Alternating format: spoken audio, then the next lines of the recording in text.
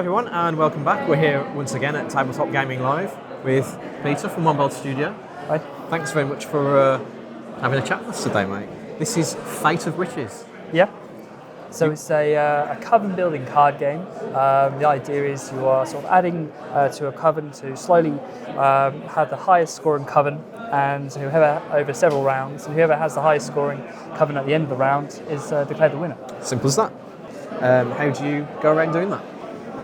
So basically, it's based around a light engine builder. So the more characters we add to our coven, the more things we can do.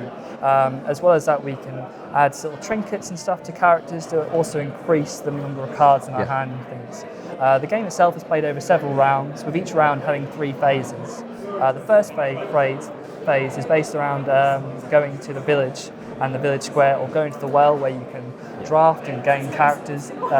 And then after that, you can choose how to use those characters, because each character has an effect or an ability that can either help you or affect other people. Okay, cool. So as well as that, so as you say, you've got your characters, you've got cards that you can attach to them. There's also the method of sacrificing characters. What's that? How does that work? So yeah, there is the mechanic of sacrificing is a way of banking points. So some of the characters, well, all the characters in fact, have a value. So the witches have a positive value, the companions have no value, and the villagers have a negative value. We can entice villagers into our coven, add them to a coven, and then do an action called sacrifice, where it kills them, puts them into our graveyard. And whilst in our graveyard, they are no longer part of the game, but they still add to our value. And their value is flipped. For example, in this case, Lord Shadworth his total value was -6, but because in the game we played he died, he is now +6, so he adds 6 to my coven points. Yeah, and we've also got the investigator and the hound. So how do they affect the game? So all this witchcraft and sacrificing, the witch hunter and the hound are in town, and they are triggered by events in the deck. In the event deck, so they will come. They'll look. They might be sort of asked to go into your coven or come to someone else's coven. And whilst in your coven, they limit what you can do. So whilst the hound's in your coven, he restricts the anything that does any sacrificing, anything with blood related. So he'll be sniffing out any blood or murder. And while the witch hunter is in your coven, you can't do anything with a witch's bolt, which tends to be magic. Yeah, and they work their way down your coven as the game goes on.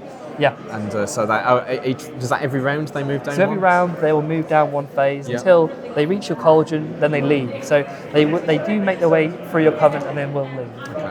And then at the end of every round you draw an event.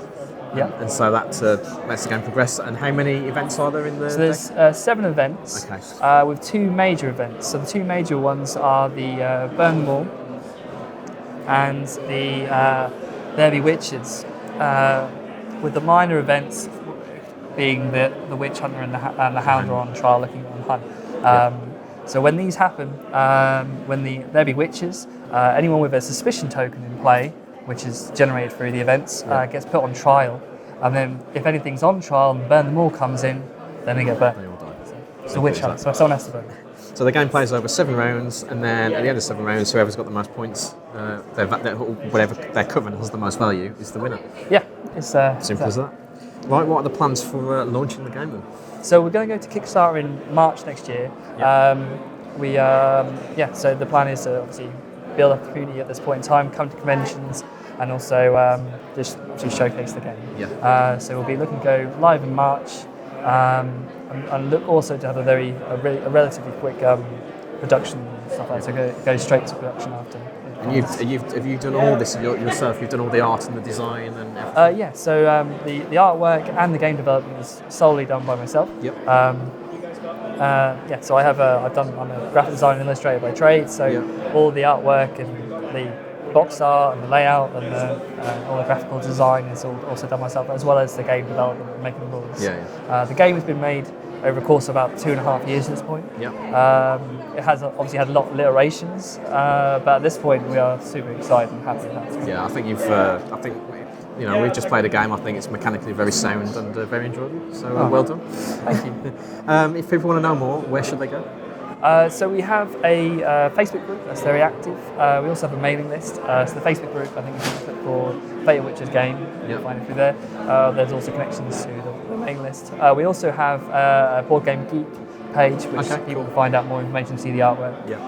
As well as that, we have Instagram. So I think Fate Witcher's game. Awesome. I'll put everything in the video description for people watching.